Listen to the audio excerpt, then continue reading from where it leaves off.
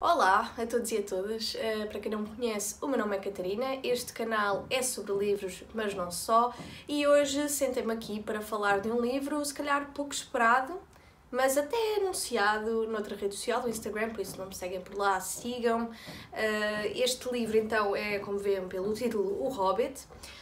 O querido Hobbit, tão conhecido, obra que é publicada pela primeira vez em 1937, há muito tempo. Queria deixar aqui a nota que eu não vi nem o filme do Hobbit, nem os filmes do Senhor dos Anéis, inclusive não li os livros do Senhor dos Anéis e obviamente eu sei que...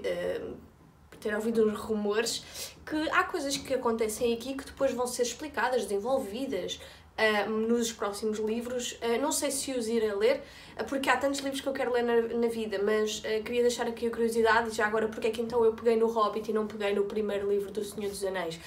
Isso é porque o Hobbit foi o primeiro livro que eu li em inglês, com cabeça, ou seja, eu peguei num dicionário, lembro-me de ir de comboio para a escola e de levar o Hobbit e de lê-lo com muito afinco. E também um dia um senhor sentar-se ao meu lado e me perguntar como é que eu conseguia ler inglês, e eu a dizer-lhe que era a primeira vez e que estava a ler com o dicionário, e ele disse que ia tentar fazer o mesmo. E nesta Terra-média vive todo o tipo de criaturas, mas nós começamos por conhecer o Bilbo, que é um hobbit e, portanto, pertence a uma raça, assim nós vamos distinguir aqui as criaturas por raças, pertence a uma raça que, pronto, ele aqui, o Bilbo é descrito como sendo muito... não digo como comodista, mas vivendo a sua vida confortável, no seu espaço, a fazer as suas rotinas, e um dia essa paz é abalada quando conhece o Gandalf, o grande senhor de barbas cinzentas ou brancas, que é um mago, um feiticeiro, e que diz, convida-o para ir para uma aventura com uma data de anões, ou seja, a tradução literal é anões, pessoas com nanismo. No fundo, eu já vou falar um bocadinho mais sobre este convite e porque é que ele é estranho ou não é estranho, mas no fundo eu quero vos dizer que este é um livro maioritariamente de aventuras e, pelo que se sabe, este livro foi escrito primariamente ou primeiramente para os netos do Tolkien, mas é que não, o próprio diz, isto não se cinge a crianças. O próprio C.S. Lewis, que é o autor da saga da Nárnia, também diz que isto só pensa que isto é para crianças, quem não quer ver para além disso. E, enfim, é o prelúdio, digamos assim, que depois daquela tão conhecida saga do Senhor dos Anéis, da trilogia. Sem mais demoras, queria-vos dizer também que há uma particularidade quanto a este livro, que é o narrador. De facto, o narrador ele é na terceira pessoa, mas não participa na ação, porém ele tem sugestões sempre a fazer, ele interpela a pessoa que lê, fazendo observações sobre a vida dos outros, ou mesmo perguntando diretamente, uma interpelação mesmo,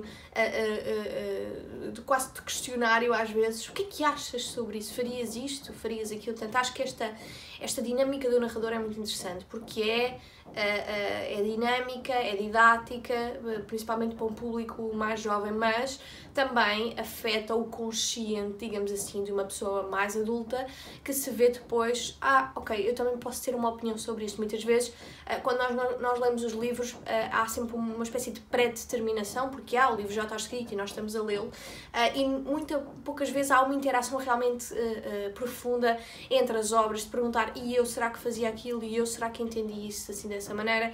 Então, como isso nunca, ou não costuma ser feito tantas vezes como se calhar os autores e autoras gostariam, há narradores que fazem por nós, e eu achei essa particularidade interessante. Há muito que se diz e se fala sobre o género da fantasia, certo? Porque é um género que não vai, enfim, aliciar todo o tipo de pessoas que leem literatura em geral, porque de facto a fantasia é um género ou um subgénero literário, consoante a vossa escola, a vossa universidade vos tenha ensinado, que sai um pouco do escopo do que é uma literatura mais do real, realista, que acompanha também movimentos literários, correntes literárias, e nessa medida não é o cup of tea, como se costuma dizer de toda a gente. O que nós temos de pensar é que a fantasia, não sei, ela aparece como subgénero, queiram assim, no século XX, talvez assim no século XX, exato, mas o formato da fantasia, aquele formato de ir buscar o que seja mitologias, fairy tales, não é? Aqueles contos de fadas ou o que seja, esse recuperar de mitologias, essa tentativa de reformular os eventos passados e torná-los seus, quase paralelamente à realidade, isso já existe há muitos séculos, quase no início da história da humanidade, que as pessoas criavam as suas histórias, que passavam oralmente e que iam acrescentando as suas visões do mundo no momento presente em que estavam. E, na verdade, o Hobbit pertence a um sub-ramo, digamos assim, a um ramo da fantasia que é a fantasia alta, ou a high fantasy, por oposição à low fantasy, ou à fantasia baixa. O Hobbit é high fantasy, porquê? Porque ele se passa inteiramente num mundo fora do nosso, para além do nosso. Não há um tempo, um espaço físico e temporal que seja, enfim, retirado da nossa realidade, por assim dizer. Enquanto que, por exemplo, o que é um exemplo de low fantasy? Para toda a gente que conhece este exemplo, é o Harry Potter, porque tem a vida dos muggles, não é? Que é a vida do real, das pessoas normais, e depois tem esse lado, outro lado de magia. Então, o Feiticeiro de Oz é outro exemplo. Portanto, há esta diferença da fantasia e, obviamente, se eu vos recomendar iniciar no mundo da fantasia, talvez seja melhor perceberem o que é que procuram. Queria só acrescentar aqui eu acho que um pormenor interessante, que é o Tolkien, ele criou a sua base mitológica, que depois teve uma reprodução comercial e social dessa criação mitológica. O que é que eu quero dizer com isto? Eu quero dizer com isto que é no fundo o que acontecia na antiguidade. É pegar em histórias, em contos e dizê-los oralmente, mas adequá-los muito às demandas, às preocupações, aos interesses da época, mas mesmo assim que essa base coesa se perpetue mais tarde, sendo reproduzida noutros modelos. E eu acredito que o Tolkien fê-lo, porque, como podem ver, o Tolkien abriu as portas para tudo o que veio a seguir, e muita da fantasia, seja alta, seja baixa, foi e é uma reprodução maior ou menor escala, da criação quase mitológica de um universo criado pelo Tolkien. Portanto, este é uma daquelas obras que de facto é incomparável. Esta e a saga e a trilogia do Senhor dos Anéis é incomparável com a maior parte das obras, ou seja, nós não estamos aqui a falar de uma obra literária que se destaca pelas suas particularidades, estamos a falar de uma obra literária que abriu o caminho para a sua reprodução em diferentes esferas e em diferentes moldes, e isso é de louvar e não é comparável com a maior parte das obras literárias. Portanto, quer se goste ou não goste, temos este fator. O Tolkien, ele afirmou em vida que não gostava de alegorias em relação aos seus livros, ou seja, ele não queria que houvesse essa necessidade de fazer paralelismos diretos entre a sua obra e a realidade, mas que havia obviamente sempre um fator de vida nas obras dele. Não é possível, ou seja, o contexto social, o contexto cultural de uma obra nunca é desconexo da realidade onde se insere, ou seja, onde se insere a pessoa que escreve. E nessa medida é impossível afirmar que não há paralelismos com a vida real, com a realidade, porque há. Porque mesmo que o Hobbit não tenha um sistema político parecido com nenhum que existe, há bases de articulação de umas pessoas com as outras, de vida em comunidade, de objetivos maiores, que têm reverberações, obviamente, oriundas do plano material, não é, que nós vivemos. Portanto, essa foi um ponto que eu sempre disse que ia destacar, que é: não existe isso de ver um mundo paralelo e ponto. Não existe. O próprio Tolkien falou desta questão. Agora, também ter cuidado em fazer comparações diretas entre uma coisa e outra e dizer que é exatamente isso. Portanto, tudo o que eu vier aqui dizer são intenções minhas, não são intenções de quem escreve. E segundo o próprio Tolkien, o Terra-média, ou Middle-earth, são outro espaço de imaginação de cada um e uma de nós. Nessa medida, sendo um outro nível da nossa imaginação, do nosso espaço de originalidade e criatividade. E já Aristóteles dizia que a poesia é uma imitação da natureza. Então, nós vamos sempre dar esta ideia, quer desde Aristóteles até ao Hobbit. Não existe essa separação total e eu quero deixar isto claro porque eu acho que é isso que afasta muita gente de experimentar alguns tipos de livros, seja ficção científica, seja fantasia, como se fossem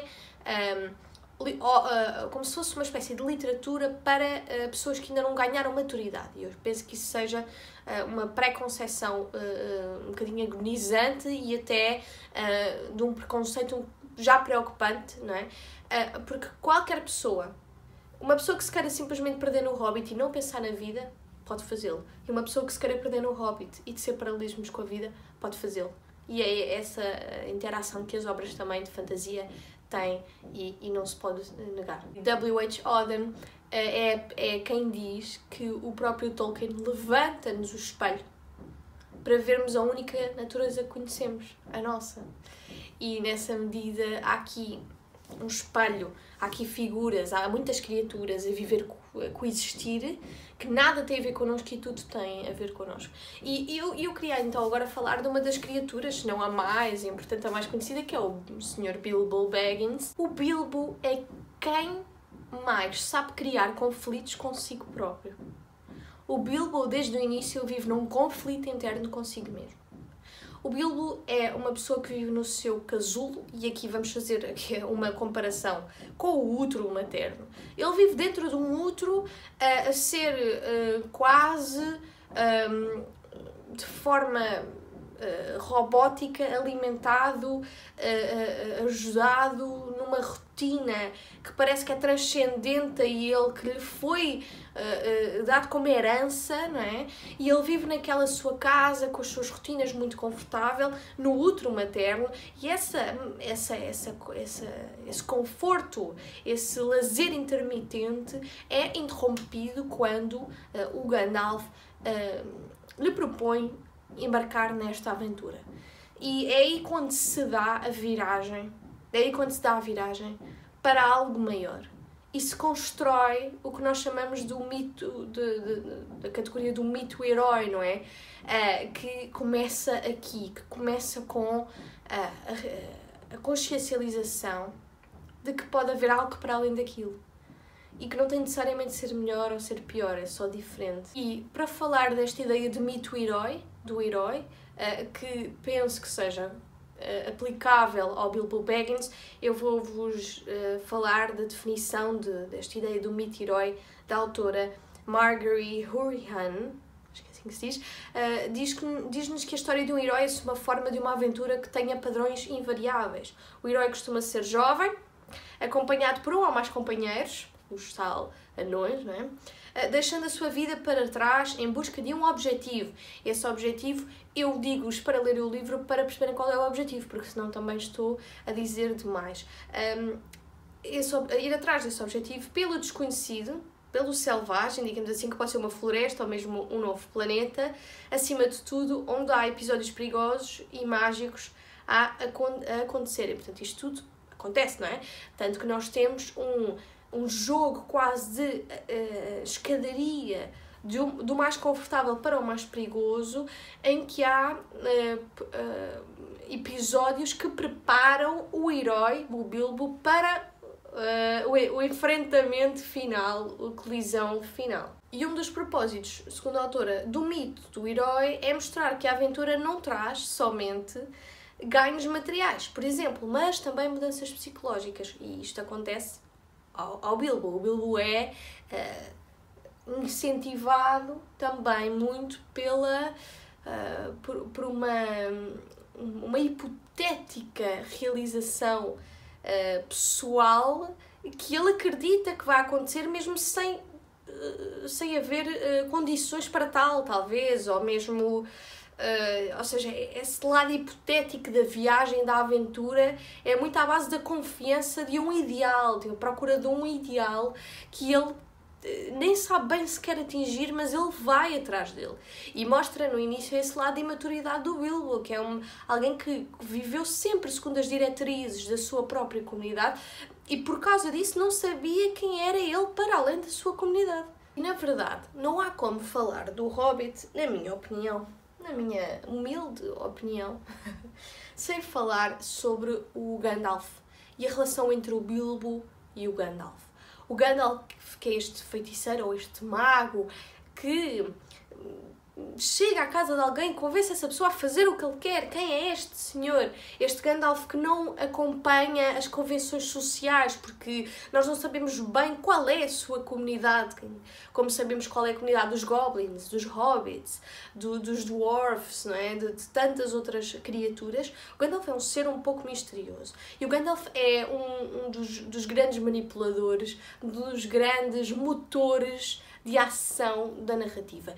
E entre o Gandalf e o Bilbo cria-se o que Michel Foucault chamou de relações de poder. Quando o Gandalf traça uma linha argumentativa para incentivar Bilbo Baggins a ir numa aventura que ele não sabe para que é que vai, o Gandalf constrói a verdade sobre Bilbo e o Bilbo aceita uma construção exterior sobre a sua própria vida, sobre quem é, sobre o que é que quer. Portanto, o Bilbo vai em busca de algo com 12 ou 13 anões à procura de um objetivo que ele não sabe qual é bem ou para que é que ele quer aquele objetivo, certo? Então, ele é refém de uma construção da verdade sobre si mesmo.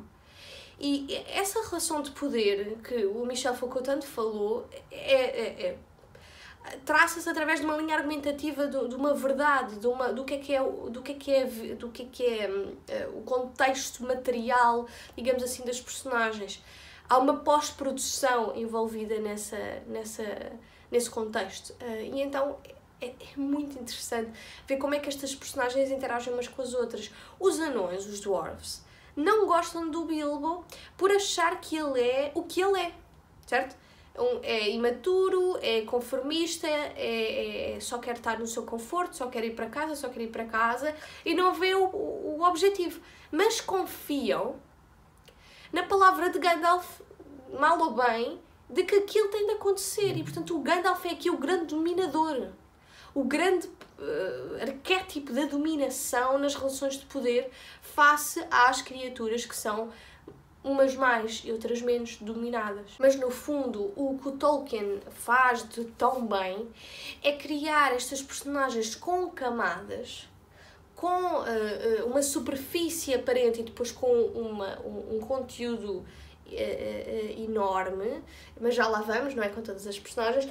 Mas o Hobbit, o que tem de especial, o próprio Bilbo, é que ele é uma personagem facilmente identificável como sendo semelhante à pessoa que lê, ou seja, tem muitos medos, tem muitos receios, não quer ingressar em algo que ele não sabe se é viável, mas ao mesmo tempo vai porque não é? Há sempre aquela curiosidade e, portanto, ele também, o Bilbo, é um espelho da maior parte das pessoas, não é? Estas inquietações, estes anseios são todos aqui muito bem resolvidos. Daí que eu tenha dito que o Bilbo, durante toda a narrativa, é um conflito em si mesmo. Portanto, é na cabeça dele que está a maior parte do conflito. E depois há outra pessoa, neste caso um autor, que teorizou acerca de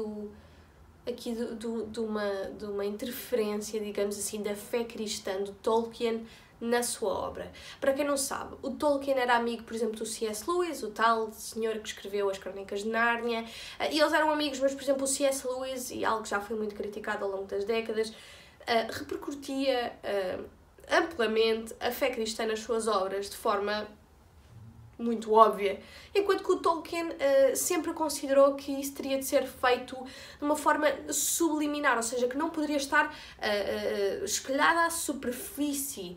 essas tendências cristãs, digamos assim. Ele era muito crente. E nessa medida nós vemos, o próprio Tolkien admite que sim, que há essa influência, mas que não pode ser algo que é óbvio. Mas há, lá que há.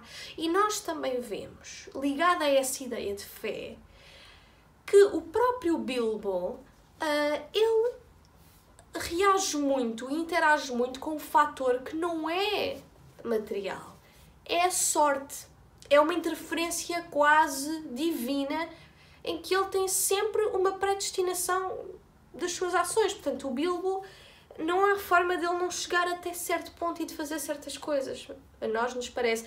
Aliás, no próprio livro, a palavra luck e todas essas variáveis da palavra sorte em inglês são mencionadas muitas vezes no livro. Muitas vezes. O autor faz questão de dizer luck, não sei o quê, uma data de vezes. E isto não é porque sim, há um propósito por trás disso. Agora, se há alguém que diz só, pronto, é uma personagem que tem muita sorte, tudo bem. E há quem diga que pode ser essa interferência de uma entidade divina, que há quase como uma predeterminação, muito à moda da cristandade, de que as coisas têm motivo, que elas estão a ser feitas por alguma razão. E eu então queria deixar aqui a provocação, porque o próprio Tolkien diz-nos assim, nas suas cartas, descreve o Hobbit enquanto um estudo de pessoas comuns, não heroicas, artísticas ou nobres. E portanto, nessa medida, quando nós falamos aqui do fator sorte, nós ou temos de nos decidir por uma das duas vias. Ou vemos que há aqui subjaz aqui esta fé cristã que é incorporada na obra pelo fator da sorte e ficamos assim nesta abstração, ou também podemos dizer que é uma das vicissitudes por entendermos que há aqui um mito do herói. Portanto, se o Bilbo é uma construção enquanto personagem de um herói, este fator sorte é essencial para a conclusão final da obra. Portanto, se um herói nunca chega ao objetivo final, mesmo que seja para defrontá-lo e poder até acabar mal, então não estamos perante o mito do herói, não estamos perante toda uma construção da narrativa que o leva até ao conflito final externo. E então também pode ser isso, esse fator sorte, não é? É a construção desse mito do herói. E portanto, fica aqui, não sei, ao critério de cada pessoa. Pronto, e passado esta conversa que tivemos aqui e tudo mais, eu queria só destacar aqui um ponto que eu achei interessante, que é as personagens femininas. Se alguém aqui ainda nunca conheceu este universo, talvez até se pergunte em relação a isso. As personagens femininas não existem. Ou seja, existem figuras femininas, mas que não são sequer personagens. As mulheres neste livro não têm enfim, papel, digamos assim, e claro que eu estou a falar disto convosco de uma forma puramente observacional, é mais esse o termo, observacional, e nada, não estou aqui a dizer que ele deveria ter feito, não deveria ter feito. Vamos nos abstrair desse tipo de comentários com significação pejorativa ou não. Vou só constatar os factos, que é, há mulheres que são mencionadas neste livro, por exemplo, a mãe do Bilbo é mencionada, mas como todas as outras não é uma personagem, mas servem para construir as personagens dos homens. E, portanto, é-lhes retirada qualquer significação, qualquer componente, complexidade E o mais interessante é que, por exemplo, a mãe do Bilbo é mencionada só para mostrar porque é que o Bilbo é assim ou porque é que ele deveria ser assado. Ela era uma aventureira e tudo mais, mas não é desenvolvida enquanto personagem.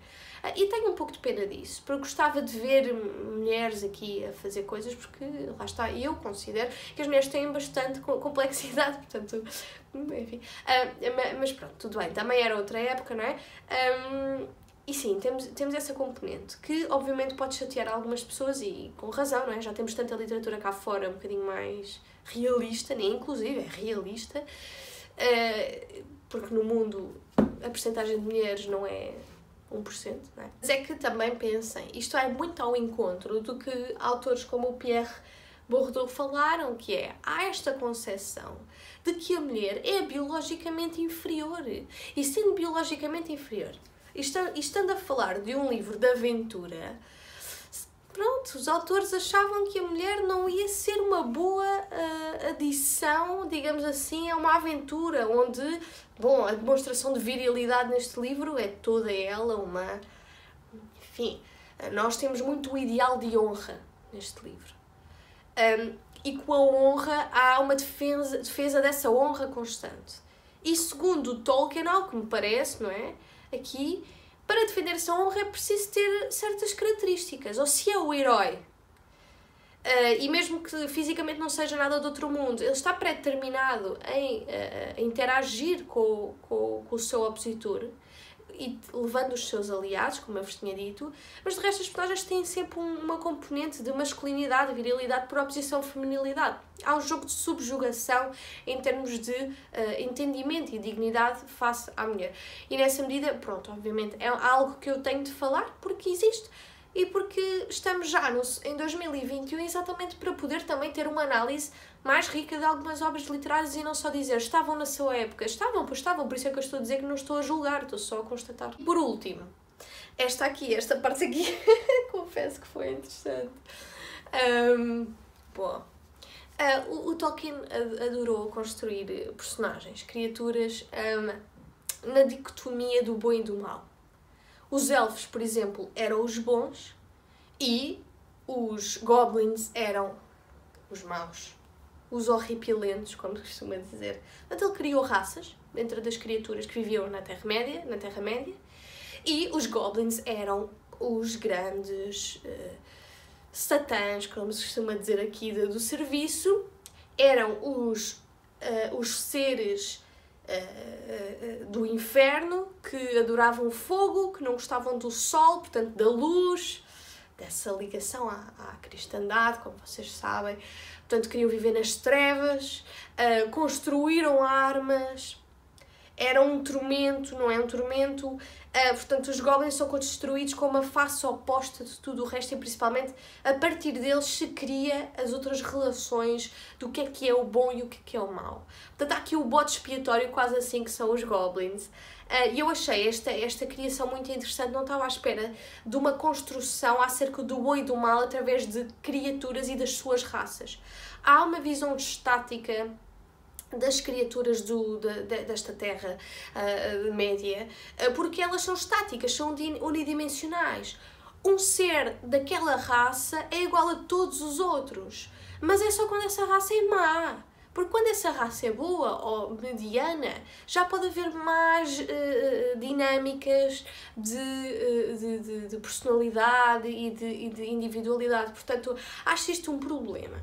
Como vocês podem calcular, outra vez, estou a falar aos meus olhos agora e não estou a dizer que o autor deveria ter feito de outra maneira. Estou só fazer aqui uma análise observacional das coisas. Acho problemático nós constatarmos que aquela criatura pertencente àquela raça, que em si também é uma construção, daquela raça é inferior porque não se subjuga, digamos assim, aos ditames do que é ser bom e ser mau. Portanto, vive na sua cultura, é unidimensional, portanto, os goblins, coitados, não têm personalidade para além do que são enquanto comunidade, e isto é um bocadinho o que se faz com alguns grupos de pessoas neste mundo, certo? Então, por exemplo, os ciganos.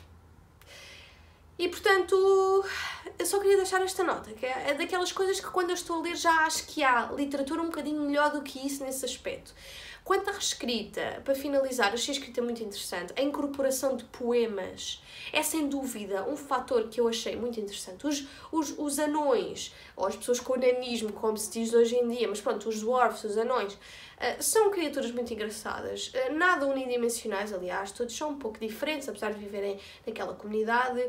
O jogo das relações de poder, do enganador, do enganado, também me estimularam muito. Aquele fator sempre de mistério do que é que vai acontecer. A escrita está muito bem polida. Se eu recomendo o livro, recomendo. Se eu acho que toda a gente vai gostar, não acho que vá. Porém, acho que, e isto se calhar tenho mesmo a certeza, que só experimentando, nem que seja ir à biblioteca, pegar no livro e ler. Porque não, não é? Porque não? Há muita coisa que se retira destes livros e, sem dúvida, que são divertidos. Isso não se pode negar. E já me avisaram agora, para finalizar, que os livros a seguir têm uma linguagem mais complexa e, portanto, se calhar para aquelas pessoas que acham que isto é mais infantil, podem passar já para os próximos. E acho que é tudo por hoje. Vejo-vos num próximo vídeo. Sem dúvida que não será fantasia, mas mais para a frente irei falar de livros de fantasia outra vez e de ficção científica. Espero que estejam bem e vemo-nos numa próxima. Adeus.